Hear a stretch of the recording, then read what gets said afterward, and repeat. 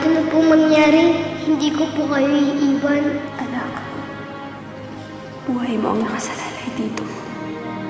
Kahit na po, may mga utos sa akin si Ate Maymay.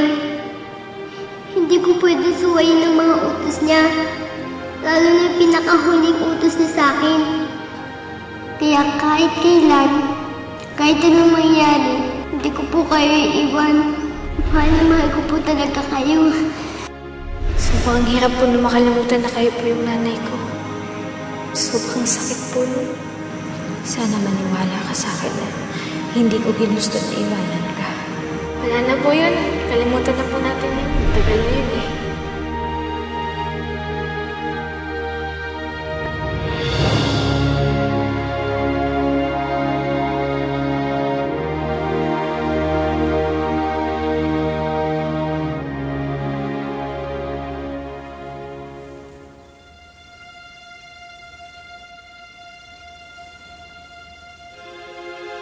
Diniin mo na ako sa korte. Tinalikuran mo ako noong mga panahon na kailangan kita. Kaya umalis ka na. Ayoko nang makita ka. Umalis ka na!